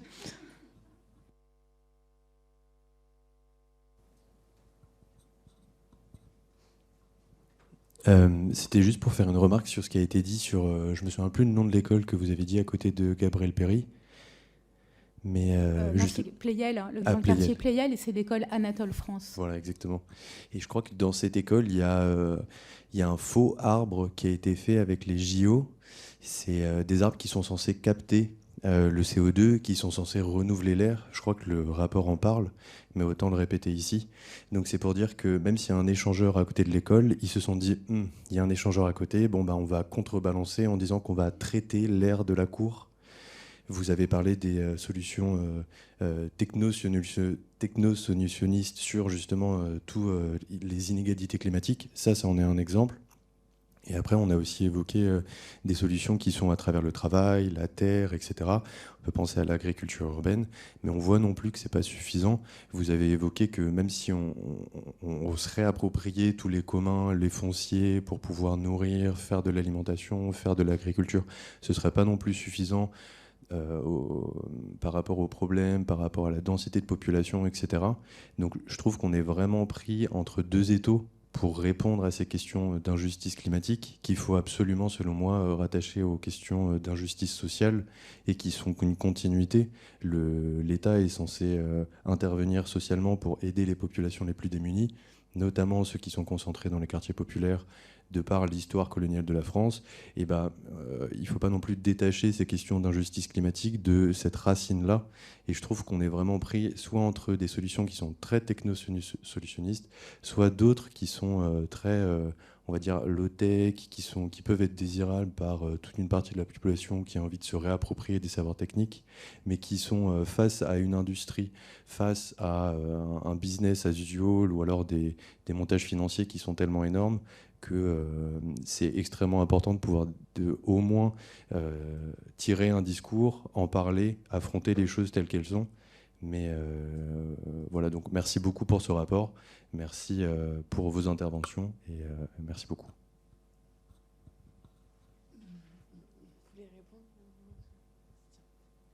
Bonjour, merci déjà pour vos interventions, c'était super. Moi, j'avais une question par rapport à votre position en tant que philosophe du droit, parce qu'il y a quelques années, j'avais fait 1 an d'échange en Colombie et j'avais échangé avec des gens qui, là-bas, militaient et avaient mis en place un système d'entité morale sur justement ce que nous, on peut considérer comme juste des biens, justement. Et où là-bas, ça prenait carrément une personnification, et ce qui permettait aussi des leviers juridiques pour mieux défendre parfois des montagnes, des rivières, des lieux qui pouvaient justement permettre de subvenir à l'alimentation ou à plein voilà, et puis de mieux défendre ces territoires-là. Et je me demande, j'ai jamais trop fait de recherche dessus, mais je me demandais si du coup en France, c'était des leviers qui étaient possibles, qui étaient en réflexion, et si surtout... en plus, vous avez parlé du droit pénal international, mais si du coup ça peut pas non plus aussi, au regard de ce qui se passe aussi sur le droit international actuel et vu à quel point il est respecté finalement, si ça pouvait pas aussi être une forme de contre-pouvoir juridique en France pour avoir aussi des leviers juridiques propres aussi sur un territoire plus restreint. Je sais pas si c'est clair.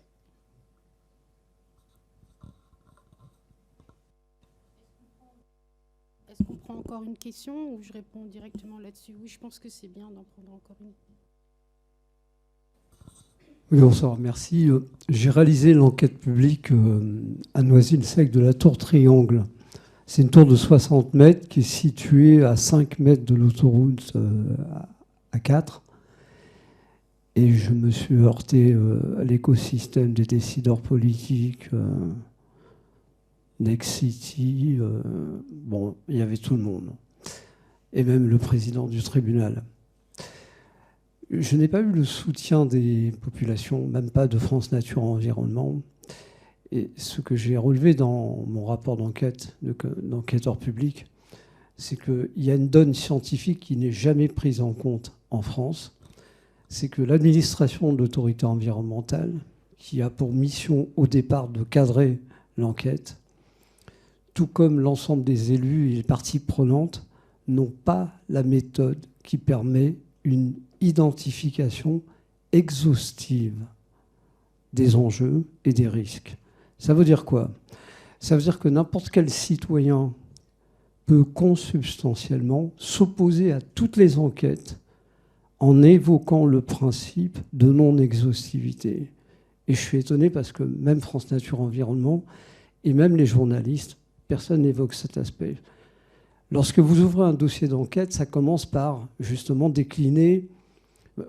le principe de l'enquête publique, c'est permettre aux citoyens de se prononcer. L'obligation de l'État, c'est créer les conditions permettant cet arbitrage. Nous sommes d'accord. Or, ces conditions ne sont pas réunies. Elles ne le seront jamais. Pourquoi? Parce qu'il y a un enjeu méthodologique. Il est extrêmement complexe de travailler les intrications, les interactions. Ce n'est pas possible.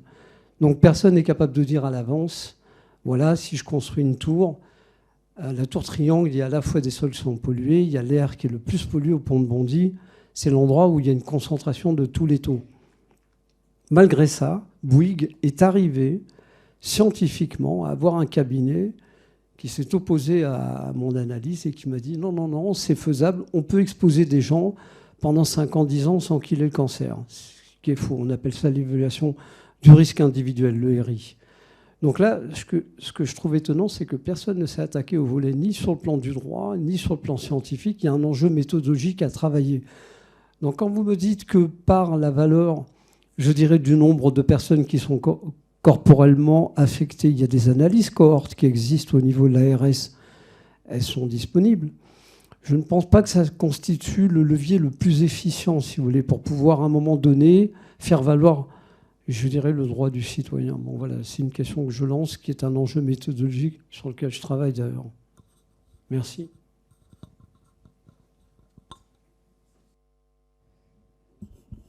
Oui, je peux commencer à répondre sur la question des entités, on va dire, naturelles et comment est-ce qu'elles pourraient sortir de ce statut d'objet de droit et de devenir des sujets de droit. Donc il y a des travaux en France, vous pouvez suivre ceux de Marine Calmet, entre autres, autour de son organisation qui s'appelle Wild Legal. Il y a des travaux aussi très intéressants, ce sont ceux de Pierre Dardot et de Christian Laval autour d'instituer les communs. Et donc comment est-ce qu'on pourrait, à partir de ces entités naturelles et de cette approche par les communs, de pouvoir se dire, admettons que les fleuves et les rivières deviennent des entités juridiques avec des droits, donc elles deviendraient sujets de droit, et bien comment est-ce que ça pourrait venir s'interposer après sur les constitutions des États et voire même d'entités comme l'Union européenne et entrer, c'est-à-dire comment est-ce que ces assemblées, ces parlements de fleuves et de rivières pourraient faire valoir leurs droits au niveau du droit international. Moi, j'y vois de nombreuses limites que je ne vais pas forcément aborder ici. Et lorsqu'on replace du droit déjà existant, donc par exemple les droits humains, de comprendre en fait que les droits humains sont des droits qui sont attachés à la personne, qui reconnaît l'égale dignité de chaque vie humaine, et que c'est depuis la vulnérabilité des personnes, donc comment est-ce que nous respectons le droit, comment nous le protégeons, comment nous le construisons. Aujourd'hui, nous ne le faisons déjà pas. Et ce qui est assez intéressant dans ce que disait Jade, c'est comment est-ce qu'au-delà de ce champ de communalité, de l'expérience en fait, de ces injustices climatiques, et de bien voir que ces zones rurales, donc ce qu'on appelle les campagnes, sont les endroits où sont tous les communs dont nous avons besoin en fait en ville pour répondre à nos besoins en termes de subsistance, il y a des ponts à faire, parce que ce soit dans les ruralités, dans les quartiers populaires, ces personnes-là sont exclues des instances de décision. Peut-être juste de vous dire aussi que l'un des grands écueils que nous avons à avoir, c'est comment ce que nous pouvons faire à l'intérieur de l'État sans l'État. Donc il y a déjà des zones de droit sans l'État, comme les collectivités territoriales. Il y a des instances en fait où l'État garantit l'État de droit, mais nous avons la possibilité de nous organiser localement. Donc c'est beaucoup plus, moi je dirais, comment est-ce que nous pouvons faire démocratie directe pour sortir d'un arbitraire et en tout cas de pouvoir investir une qualité d'arbitrage. Et la grande difficulté pour moi en tant que philosophe du droit, et surtout, vous l'aurez remarqué, je suis d'origine asiatique. Je suis tombée dedans quand j'étais petite, un petit peu comme Obélix. Donc voilà, j'ai une manière d'appréhender le réel qui est profondément différente en termes d'épistémologie. Je ne viens pas avec un arrière-monde qui est judéo-chrétien et la manière de penser le monde asiatique qui va beaucoup plus s'inscrire dans des courants taoïstes et bouddhistes, ça n'est pas du tout la même chose. Ce qui préexiste en fait à nos vies humaines du point de vue de la spiritualité, c'est l'harmonie. Devenir humain, devenir adulte en fait, c'est apprendre à conduire nos vies pour que ce qui nous apparaît comme le chaos devienne une cosmologie en fait. Comment est-ce qu'on lit le cosmos à partir du chaos ? Eh bien, c'est tout le travail en tout cas que moi, j'ai envie de vous inviter à entreprendre. Et ça se fonde sur une question du point de vue de l'ontologie philosophique, c'est la question du temps. Ce que je vais appeler très rapidement les écocidaires, ils savent qu'ils ont le temps pour eux, en fait. S'il faut revenir dans 10 ans, dans 20 ans, dans 30 ans avec un projet écocidaire, ils ont le temps. À l'échelle de nos vies, en fait, nous n'avons pas la possibilité de nous en saisir à un niveau individuel. Et donc, nous avons besoin collectivement de nous organiser face à ces enjeux et de leur faire sentir quelque chose qui a été dit tout à l'heure par Jade en filigrane, c'est que nous irons les chercher, en fait. Ils ne pourront pas rester dans un régime d'impunité et d'inconséquence. Donc, face à ces responsabilités climatiques, il y a des personnes sous responsabilité mandataire, que ce soit des élus, des fonctionnaires, mais aussi des chefs d'entreprise. Et donc, c'est tout l'enjeu autour de cette question que je vais appeler le pénal au sens le plus large. Et peut-être aussi de se dire que souvent on pense à la colonisation, au fait colonial, depuis les épistémologies des Suds, et c'est tout à fait pertinent. Mais quand on comprend les communs et comment que ces territoires ruraux sont déjà assujettis en fait à la centralité de l'État et des métropoles, en réalité, le fait colonial se passe déjà en fait de manière intraterritoriale, mais ce n'est pas comme ça qu'on le lit et qu'on le voit. Mais on voit bien que les ploucs de la campagne, les cutéreux, en fait, sont aussi disqualifiés par rapport à l'urbain qui serait élégant, sobre, bien élevé, etc. Et qu'il y a aussi un enjeu à réinvestir, en fait, ces cultures populaires de nos campagnes. Et d'ailleurs, si on disait que les campagnes n'étaient plus des zones périurbaines, mais que par rapport au commun, c'est le fait métropolitain qui est périrural, on change, en fait, la focale. Et ça, il me semble que c'est vraiment important. Et c'est là-dessus que j'ai envie de terminer autour de cette question de comment ce que nous pensons dans le temps. Et c'est ce que je vous disais. Aujourd'hui, autour des communs, nous avons besoin de faire comprendre que cette dimension sociale historique, elle nous lie dans le champ de l'expérientiel et de savoir qu'il n'y a pas de hiérarchie en termes de dignité entre les savoirs chauds et les savoirs froids. Aujourd'hui, si on veut lutter contre tous les phénomènes que je vais appeler des rapports de domination, d'oppression et d'humiliation, c'est bien à partir de ces vécus-là, point à pied, en fait, que nous pourrons les défaire. Parce qu'en fait, le schème de la domination, je ne vais pas rentrer trop dans les détails, c'est un fait hautement structurant, en fait, dans notre humanité. Un petit être humain, quand il arrive au monde, il est totalement dépendant de sa famille, de la société dans laquelle il vit et de l'histoire de cette société.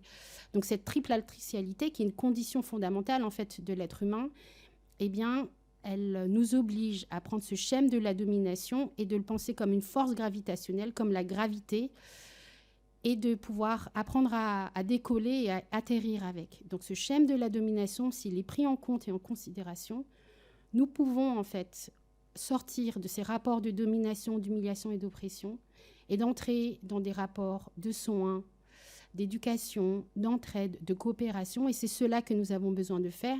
Parce que c'est une certitude, en fait. À 100%, nous savons que la prochaine crise, elle va arriver. La question de quand, comment, qui va être touché, celle-là, je ne saurais pas y répondre. Mais c'est une certitude. Et donc, ces périodes troubles qui sont au-devant de nous, la question, ce n'est pas comment est-ce qu'on peut les éviter, c'est comment nous allons les traverser. Et donc là, si nous sortons de ces rapports de domination, d'humiliation et d'oppression, nous avons la possibilité de le faire de manière digne en humanité, dans l'entraide et dans la coopération.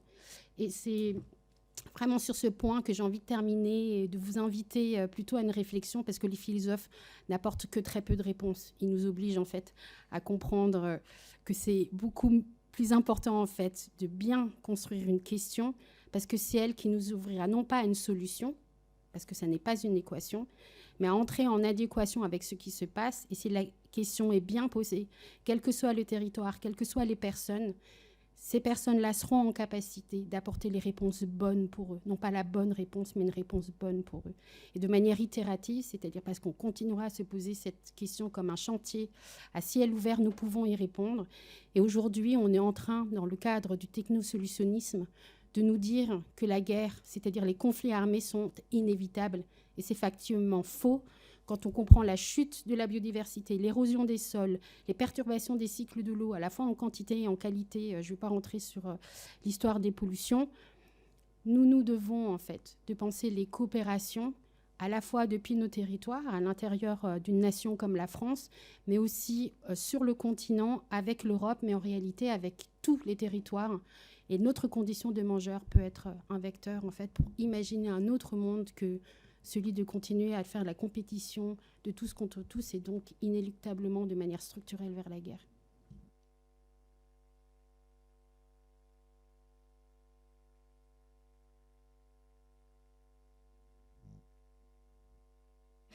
Non, oups, pardon. Non, je vais juste répondre très brièvement sur les deux réflexions sur l'agriculture urbaine. Oui, bien sûr, c'est pas une réponse unique. Enfin, la réponse au problème d'alimentation saine et durable dans les quartiers populaires peut évidemment pas venir de l'agriculture urbaine. C'est pas tellement le propos. Ceci dit, il me semble que la façon dont on pose ça montre aussi un prisme déformant et en fait déjà une invisibilisation qui est incorporée par nous-mêmes, c'est-à-dire les gens qui s'intéressent à cette question, puisque je ne parle pas du tout et c'est pas du tout pour me poser en porte-à-faux, je ne parle pas du tout de petites friches, de terrains par-ci par-là qu'on pourrait reconquérir. En fait, c'est des hectares et des hectares de terres qui sont cultivées par des jardiniers. Alors, pas sur Saint-Denis, il reste aussi des bonnes portions, mais si vous allez à Stein, si vous allez à Villiers, dès qu'on s'éloigne un tout petit peu et qu'on reste dans les anciennes mairies communistes qui ont encore beaucoup gardé leur jardin, parce qu'ils ont été politiquement défendus. Un jardin, s'il est aujourd'hui en ville, c'est qu'il a été défendu par quelqu'un à un moment. Ils ont tous été menacés. C'est pas du tout quelque chose. Voilà, dans les quartiers populaires, on leur a donné les jardins, c'est sécurisé. C'est pas vrai du tout. Ils ont tous dû être protégés. Alors en 1976, il y a une grande loi de protection qui a fait que ça a conservé ce qui restait. Et aujourd'hui, on se pose la question de conserver ce qui reste. Mais voilà, je pense qu'on est aussi en Île-de-France, une grosse agglomération qui a détruit la plupart de ces espaces-là. Il en reste en proportion importante quand on s'éloigne encore un petit peu plus. Mais on parle quand même de superficie importante. Si on va dans des villes plus petites, les calculs qui ont été faits par Maxime Marie, par exemple, dans le Grand Ouest, une ville comme Alençon, qui est une petite ville très ouvrière, 30% de l'approvisionnement en fruits et légumes, ça vient de ce que cultivent eux-mêmes les gens. Voilà. Donc je ne veux bien sûr pas surestimer la puissance, la puissance de ces espaces-là face à des enjeux comme on peut rencontrer plutôt en Seine-Saint-Denis, où il peut se passer beaucoup de choses dans les jardins, mais ce sera peut-être moins... Mais voilà, juste pour recadrer par rapport à ces questions, parce que j'ai très souvent ce retour, et je pense qu'il y a...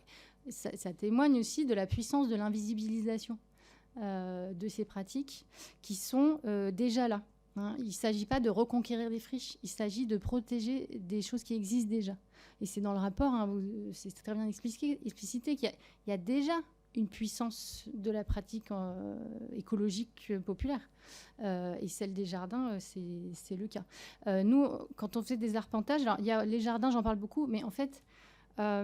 c'est pour ça que je parlais un moment de l'impact de la gestion sélective des illégalismes. C'est que les jardins familiaux qui sont très reconnus, ils sont dans la fédération, tout le monde les comptabilise, etc. Mais en fait, quand vous faites des arpentages, vraiment pour aller sur le terrain, voir ce qui se passe, en fait, on découvre plein d'espaces cultivés qui ne sont pas du tout dans les bases de données, qui ne sont pas à la fédé, qui ne sont pas des miettes dans un coin, qui sont très souvent délocalisés, mais qui se relocalisent plus loin. Donc, voilà, c'est un phénomène aussi un peu spontané. Et ça, il me semble, moi, ça fait partie des pratiques déjà là et à reconnaître, quoi. Voilà.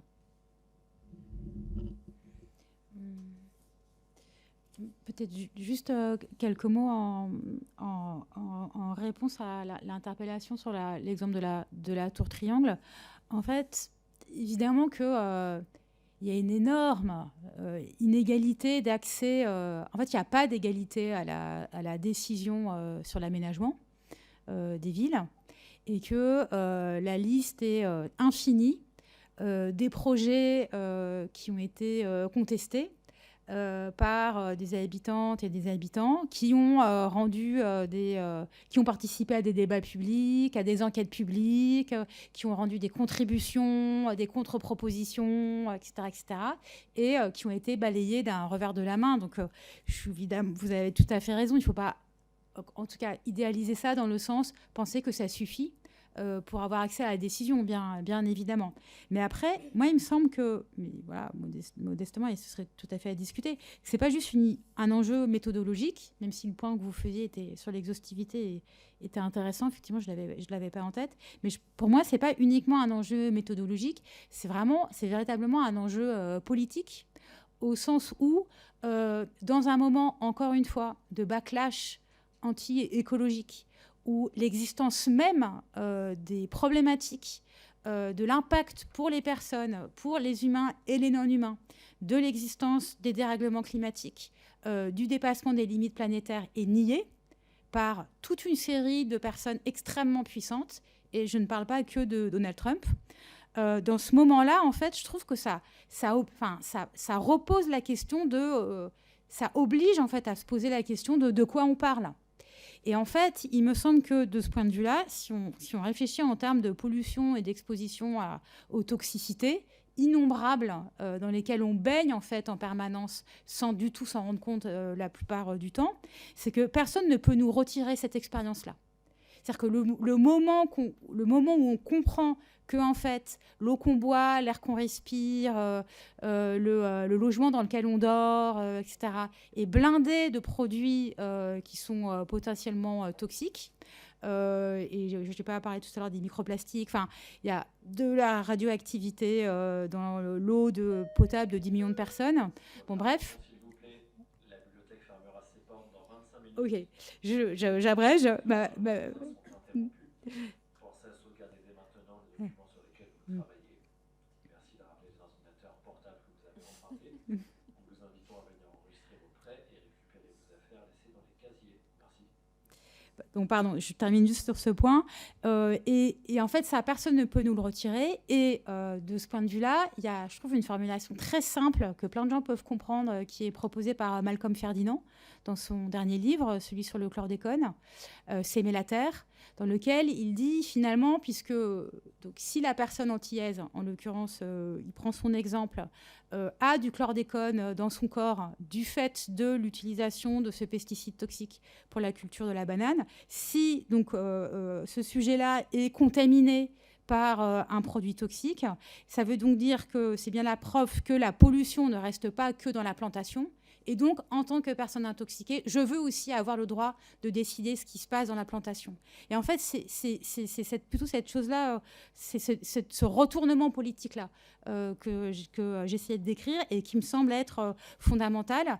Et fondamental dans le sens aussi où, encore une fois, dans un moment de fascisation quand même extrême et de montée de l'extrême droite, qui repose en partie sur l'individualisation des cas et l'individualisation des situations, pouvoir refaire communauté politique, communauté de résistance face à ce qui cause ces pollutions et ces injustices climatiques, c'est quand même hyper important, et qu'il y a moyen de transformer en expérience collective ce truc-là de confrontation à la pollution. Enfin, je vais hyper vite, mais c'est juste pour dire que sinon, en fait, les gens le processeront de toute manière, mais à un niveau individuel. Et là, c'est quand même tout ce qui s'est passé aux États-Unis autour du mouvement MAHA, donc Make Health Great Again, qui est la version trumpienne, trumpiste, enfin MAGA, du post-Covid. Et le moment où, en fait, le traumatisme de l'expérience du Covid a provoqué chez plein de gens, mais qui étaient très isolés chez eux, derrière leur écran d'ordinateur, et sans justement communauté politique pour travailler en fait cette expérience-là, les a conduits sur un chemin d'antivax, de négationnisme médical, de remise en cause des bases de ce qui fait une santé communautaire, une démocratie sanitaire, et là on arrive, ça conduit au ministre de la Santé aux États-Unis, au gouvernement américain actuellement. Enfin bon, bref, vous voyez ce dont je veux parler. Et en fait, ce truc-là, en fait, la question de la confrontation à la santé et aux problèmes de santé du fait de la pollution, elle est incontournable. Et donc, c'est ça, à ça que je voulais arriver, que comment est-ce qu'on fait politique collectivement sur ces sujets-là aujourd'hui ? C'est en plein une question d'injustice climatique et d'injustice environnementale, et ça devient quelque chose de hyper important et quelque part urgent à travailler. Ouais, voilà.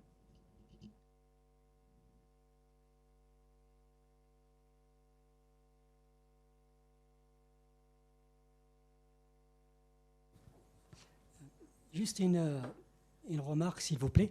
C'est qu'il y a trois choses. Il y a le problème de l'environnement, au sens propre du terme. Et puis, il y a le problème du climat, à l'échelle globale. Et puis, le problème de l'épuisement des ressources naturelles. Donc, il y a trois choses. Le titre de cette table ronde, c'est la justice climatique. Mais malheureusement, enfin, je dis ça... on devrait parler de l'injustice climatique, puisque le climat, ce n'est pas à l'échelle d'un pays, et encore moins à l'échelle d'une ville ou d'un quartier, comme le travail d'une association. Mais le climat n'a pas de frontières. Et ce qui me désole, en fait, c'est qu'on n'a pas parlé de l'injustice climatique qu'on vit actuellement avant d'attendre l'effondrement qu'on en parle un jour. C'est-à-dire, dans les pays tiers-monde, il y en a déjà actuellement qui meurent de la sécheresse, de la famine, de l'insécurité alimentaire. Et malheureusement, ce sont les pays développés qui sont responsables du dégagement de CO2. Et c'est ça la vraie injustice climatique. Donc, moi, je m'adresse un petit peu à celles qui ont ça le droit. Pourquoi alors, jusqu'à maintenant, on ne fait rien pour ceux qui connaissent déjà, comment ça s'appelle déjà, extinction, la 6e extinction, pas animale ou espèce végétale et animale, mais humaine. Qu'est-ce qu'on fait pour ces gens-là? Nous, en Europe, heureusement, et en France particulièrement, on vit dans un pays démocratique. Du point de vue environnement et du point de vue ressources, du point de vue environnement, on a déjà une charte à l'environnement, on a un droit à l'environnement, on peut saisir la justice quand il y a un danger pour l'environnement, un chantier qui est susceptible de défendre un écosystème, on peut saisir la justice. Et on aura droit. Par exemple, voilà. C'est bon. Merci. On a 7 minutes. Donc une autre question et après il y aura la musique, puisque c'est la fermeture de la bibliothèque. Je vais faire trois questions en une alors. C'est vrai qu'on n'a pas beaucoup abordé la question nord-sud dans ce qu'on a dit précédemment, et c'est une question complètement essentielle. Mais d'une certaine manière, on a abordé son atterrissage local, j'ai envie de dire. Bien sûr, dans ce qu'on peut adresser sur un territoire localisé. Moi, j'avais juste peut-être envie de rebondir. Je ne sais pas si c'est vraiment une question, mais ce que j'ai trouvé vraiment intéressant, c'est cet accent, ce curseur qui a été mis sur les conditions matérielles en fait, de la crise écologique. Vous en avez toutes parlé d'une manière ou d'une autre, et sur l'importance de pouvoir documenter par le bas ces conditions matérielles. Et là, je trouve qu'en fait, on a un magnifique trio en termes de représentation des acteurs pour mener à bien ce type de projet, et qui est déjà en fait une sorte de coopération, parce que je crois que les trois acteurs que vous représentez, donc le monde académique, le mouvement citoyen, si c'est une bonne manière de le dire, le monde des médias, ces trois acteurs clés pour transformer en fait bien sûr les récits qu'on fait, mais c'est pas simplement pour créer un narratif, mais c'est du plaidoyer, du récit d'influence aussi pour peser politiquement. Et cet éclairage, cette documentation des conditions matérielles de l'écologie vécue au quotidien, il me semble qu'elle est absolument nécessaire et qu'avec un triptyque d'acteurs comme ça, on peut jouer sur des tableaux multiples, en fait. La légitimité scientifique et universitaire, s'il la faut, les savoirs et les expériences vécues par les habitants tels qu'ils peuvent être documentés, et puis la médiation de ce qui peut être visibilisé dans ce processus par les médias. Et donc ça, c'est déjà une communauté d'expérience et un début de commun. Et après, j'ai pas pu m'empêcher de réfléchir à ce qu'avait dit Somac, ou essayer de le prolonger sur le périrural pour qualifier davantage le monde urbain. Et je me suis dit, est-ce que finalement, comment on en viendrait à nommer les quartiers autres que les quartiers populaires? Je me suis demandé si c'était les quartiers impopulaires. Et peut-être que ça peut être aussi un mot fédérateur finalement. Mais ça, c'est plus pour la blague.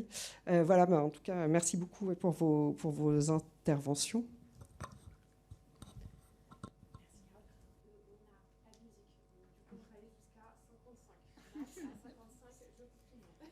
Ça marche. Je vais juste répondre au monsieur. Merci beaucoup pour votre intervention. Alors, juste, ça se voit pas parce qu'on n'a pas projeté finalement, mais le rapport s'appelle bien Injustice climatique. Et il y a tout un chapitre qui est consacré au rapport Nord-Sud et au fait que parmi les arguments qu'il faut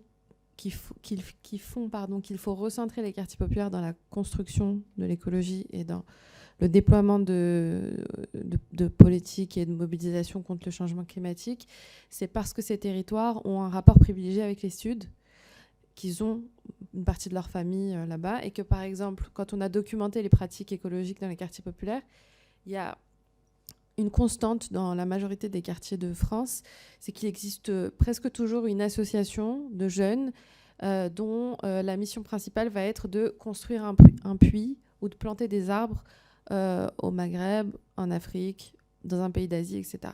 Et que justement, écouter ces populations et les centrer, ça permet aussi de recentrer, de prendre en considération les inégalités qui existent déjà en termes d'impact du réchauffement climatique dans le monde. Et tout à fait d'accord avec vous aussi sur le fait que parler d'injustice climatique, c'est aussi recentrer sur le présent.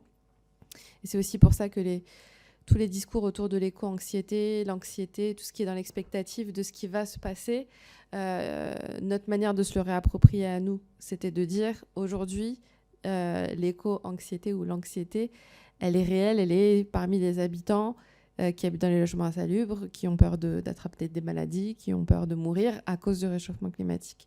Et toutes les autres formes de matérialisation très violentes qui peuvent exister déjà dans les territoires les plus fragiles. Et on parlait du chlordécone tout à l'heure, mais voilà, il y a des cancers, il y a des... Voilà. D'ailleurs, ce qui a provoqué l'engagement de Féris Barkat, le cofondateur de Banlieue Climat, c'est le décès de sa maman d'un cancer. Elle travaillait notamment avec des polluants chimiques. Ça n'a pas été prouvé, mais on sait à peu près de manière évidente que c'est son activité qui a causé sa maladie et son décès. Pour vous donner un petit peu d'espoir, il y a pas mal de mobilisations qui existent autour de faire reconnaître la responsabilité des pays occidentaux dans les difficultés que traversent les pays du Sud face aux conséquences du changement climatique. Il y a des choses qui se passent au GIEC notamment. Je vous invite à vous renseigner sur ce que fait Yamina Saeb, qui a préfacé du coup notre rapport, qui travaille à justement montrer comment même au sein du GIEC, il y a des dynamiques de racisme environnemental qui existent et comment on décentre et on invisibilise les problématiques des pays des Suds vis-à-vis de la protection de ce qui pourrait arriver aux pays des Nord. Ça, c'est très intéressant. Il y a aussi l'affaire du siècle qui va mener un travail de plainte, de déposer plainte en gros, à l'échelle européenne pour justement faire reconnaître la responsabilité des pays européens par rapport à la crise climatique qui est en train de sévir dans les pays du Sud. Et juste avant, on s'était associé à eux dans une plainte contre l'État pour faire reconnaître la responsabilité de l'État français dans le manque de prévention et de protection des populations les plus vulnérables en France par rapport au réchauffement climatique. Donc c'est pas mutuellement exclusif, mais vous avez complètement raison, c'était important de le redire. Quelqu'un qui voulait réagir sur... Oui. Ça va être très court. Moi, j'ai vraiment que 3 points que je vais citer. C'est que c'est un parti pris par rapport au rapport de Get Up. Et donc, c'est bien de se dire où est-ce qu'on peut se saisir de ces injustices climatiques ici et maintenant. Donc, de comprendre que ces savoirs situés, eh bien, ce sont peut-être nos futurs savoirs autochtones et indigènes aussi, depuis ces quartiers populaires et de la ruralité, et que nous avons besoin de créer des outils d'intelligence collective qui ne sont pas une collection d'intelligence. L'intelligence collective, ça n'est pas de l'intelligence collectée. Et donc, de créer des alliances sur ces territoires. Et je m'arrêterai juste là-dessus. Il y a des projets très inspirants autour de ce droit à l'alimentation, de la démocratie alimentaire, comme le projet de sécurité sociale de l'alimentation. Si vous ne connaissez pas, vraiment, je vous invite à aller voir. On a eu un colloque en fin de semaine dernière et que l'enjeu, en fait, c'est comment est-ce que nous pouvons nous saisir localement de ces questions depuis les systèmes alimentaires. Et voilà, le travail ne fait que commencer. On a jusqu'à 55, deux dernières réponses selon. Et surtout, j'ai peur qu'on soit coupé, enfin voilà, falloir se taire pendant l'annonce et reprendre après. Mais on peut une dernière intervention, voilà. Non, en fait, c'était juste un point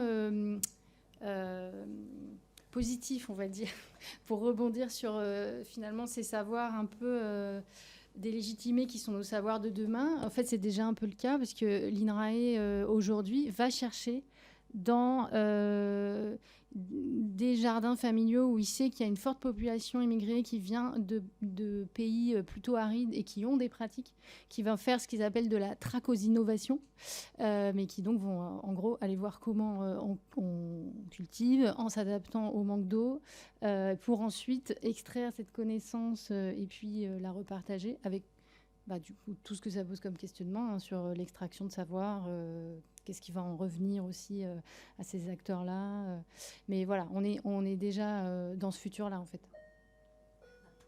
Oh, j'ai fini.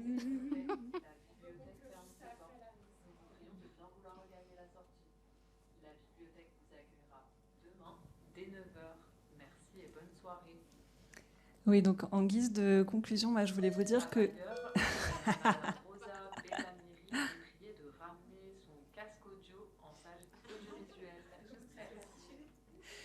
Si on tape dans un moteur de recherche très connu, Jade Lingard, Injustice climatique, on tombe sur un article de 2015 qui s'appelle « En Seine-Saint-Denis, l'injustice climatique rejoint les luttes sociales et raciales ». Et le début dit « Appel pour la justice climatique dans les quartiers populaires, réunion publique sur les inégalités raciales et de genre aggravées par le dérèglement climatique, rencontre avec des militants américains. Pour la première fois, un discours liant justice sociale, banlieue et crise climatique émerge en France ». Voilà, donc 10 ans après, on a le rapport de Get Up qui vient ajouter une nouvelle étape dans l'histoire de la lutte contre l'injustice climatique.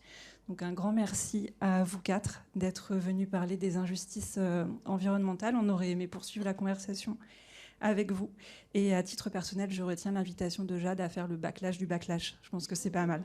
Merci beaucoup et bonne soirée.